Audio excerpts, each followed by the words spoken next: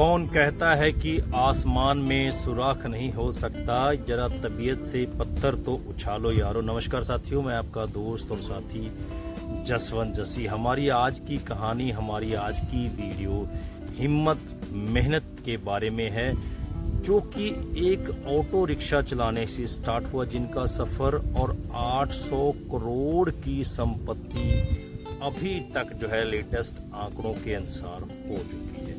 तो क्या ये 800 करोड़ की संपत्ति जो है, 800 करोड़ का मालिक बनना क्या खतरों का काम नहीं था? क्या कोई दिक्कतें परेशानियां नहीं आई होंगी?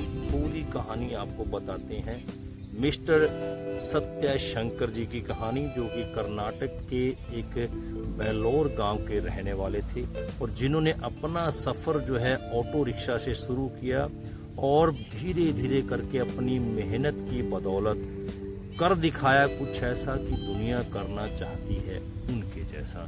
तो सब्सक्राइब कर लीजिए हमारे YouTube channel sure and pure session को, क्योंकि मैं इस चैनल पर आपके लिए ऐसी ही motivational video, life learning video regular upload करता रहता हूँ। मिस्टर सत्या शंकर जी, जो कि कर्नाटक के बेलोर एक छोटे से गांव में रहने वाले थे, जिनका बचपन जो है बड़ा ही दिक्कत परेशानियों के साथ गुजरा।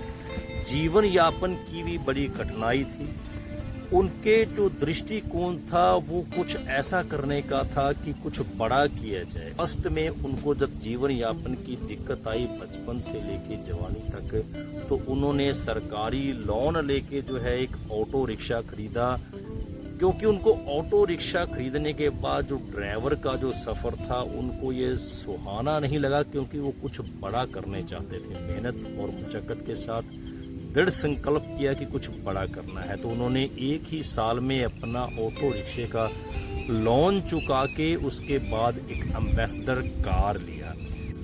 सत्या शंकर जी इंस्पायर थे धीरू भाई अंबानी की जो उद्योग की नीति थी, उनसे ये इंस्पायर थे। उनको मोटिवेशन मानते थे अपना कि हमको भी कुछ ऐसा करना है, और उन्होंने धीरू भाई अंबानी से सीख कर उनके कदम पद चिन्हों पर चलते हुए एम्बेसडर कार लेके उन्होंने मोटर मोबाइल के शाखा में गए। वहां पे भी उनका जो है धीरे धीरे करके इससे भी संतुष्टि नहीं मिली, क्योंकि उस समय जो भारत के लोग थे कर्नाटक के, उनका जो लोन लेना चाहते थे कि अपना जो ऑटो पे ऑन जो मोटर था वो लेने के लिए, जो बड़े बड़े बैंक थे वो कतराते थे उनको लोन देने के लिए। तो इस समय जो है शंकर जी ने अपना एक फाइनेंस शाखा खोली, जिसमें वो फाइनेंस देते थे लोगों को और उनको जो है पे ऑन मोटर जो है दिलाते थे ऑटो।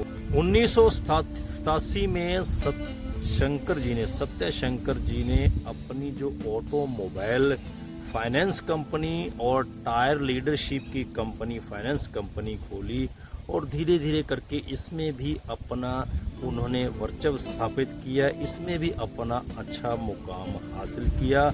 ऑटोमोबाइल में भी उद्योग जो है बढ़िया स्थापित हो गया। फिर उन्होंने जो है उत्तर भारत की यात्रा की, दिल्ली की, और धीरे धीरे उन्होंने सोचा कि इससे भी कुछ और बड़ा किया जाए।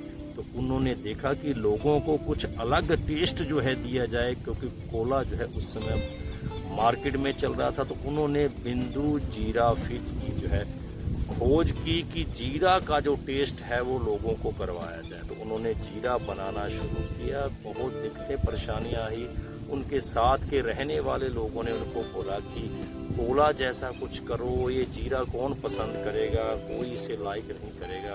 तो धीरे धीरे करके उन्होंने जो है अपने बिंदु फिज जीरा मसाला को जो है मार्केट में उतारा, और सन 2002 में सत्या शंकर जी ने बिंदु फिज जीरा मसाला की स्थापना की, और फर्स्ट में इनका टर्नओवर जो है 2005-06 में मात्र 6 करोड़ था, और फिर 2010 में एसजी का इनका जो कॉर्पोरेट था बहुत ज़्यादा विशाल हो गया, और इनका टर्नओवर धीरे धीरे बढ़ने लगा, और ये धीरे धीरे 2010 तक ये 100 करोड़ जो है वो हो चुका था।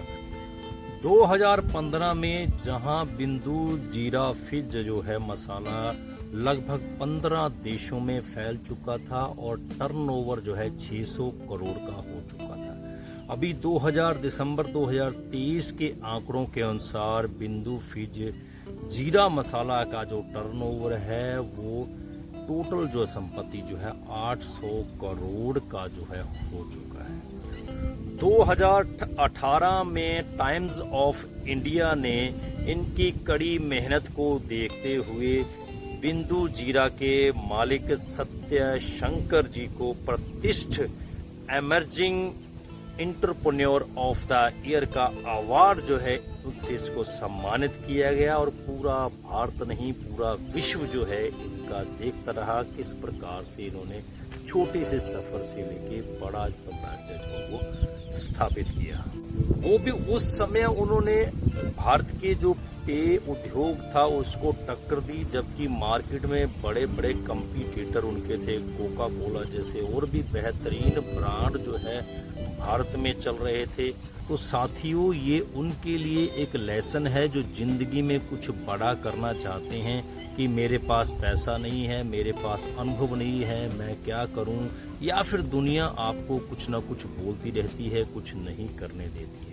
तो ये लर्निंग लेसन है सत्या शंकर जी का उन साथियों के लिए, उन नवयुवकों के लिए, उन युवाओं के लिए जो जिंदगी में कुछ बड़ा करना चाहते हैं।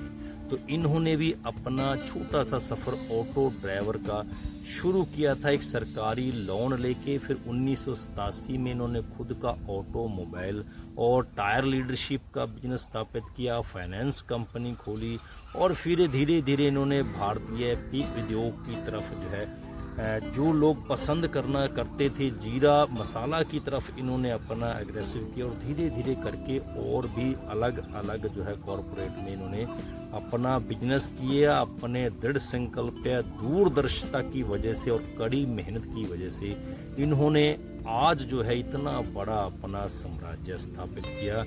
आप भी कुछ ऐसा कर सकते हैं अगर आपके दिल में कुछ करने की ललक है, जुनून है, तो आप छोटे से भी खर्चे से शुरू करके अपना व्यवसाय शुरू कर सकते हैं। इन्होंने 2001 में मात्र 35 लाख रुपए से स्टार्ट किया था और धीरे धीरे करके जो आप देखेंगे कि 800 करोड़ से भी ज्यादा का इनका जो है अभी साम्राज्य हो चुका है। बहुत सारे आज के हमारे युवा या फिर साथी जो हैं एक बिजनेस के ऊपर आके रुक जाते हैं। अगर ऑटो चला रहे हैं तो पूरी जिंदगी ऑटो ही चलाते रहेंगे, आगे नहीं बढ़ेंगे। अगर छोटा सा एक दुकान कर रहे हैं तो वहीं पे अपनी पूरी जिंदगी बढ़ा देंगे। साथियों थोड़ा सा रिस्क तो लेना पड़ता है। क्या सत्या शंकर जी ने रिस्क नहीं लिया?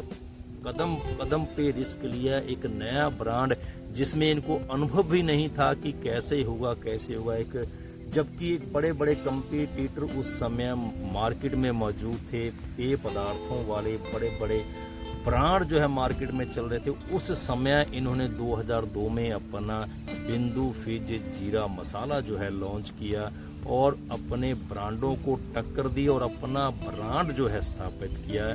ये सब दूरदर्शिता, दृढ़ निश्चय और कड़ी मेहनत के बावजूद ही हो सकता है। अगर आप भी कुछ ऐसा करना चाहते हैं तो साथियों थोड़ा सा रिस्क तो लेना पड़ता है। थोड़ा थोड़ा करके आप अपने बिजनेस को बड़ा कर सकते हैं, जिस प्रकार सत्य शंकर जी ने करके दिखाया। तो साथियों कुछ ना कुछ तो अलग करना ही पड़ता है। यदि आपको 15-20 सालों से जो मिल रहा है वही मिल रहा है तो वो आपको जिंदगी भर मिलता रहेगा। लेकिन अगर आपको कुछ अलग पाना है, कुछ दूसरों की बजाय आपको कुछ अलग दिखाना है, तो आपको दूसरों से अलग करना पड़ेगा।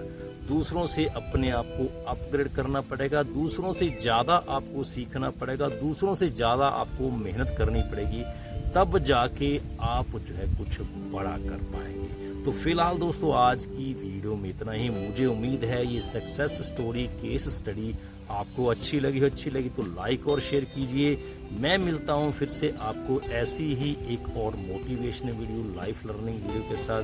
तब तक के लिए नमस्कार, धन्यवाद। और अंत में इतना ही कहना चाहूँगा, मंजिल उन्हें नहीं मिलती जिनके सपने पड़े रहते हैं, मंजिल उन्हें मिलती है जो जिद पर अड़े रहते हैं।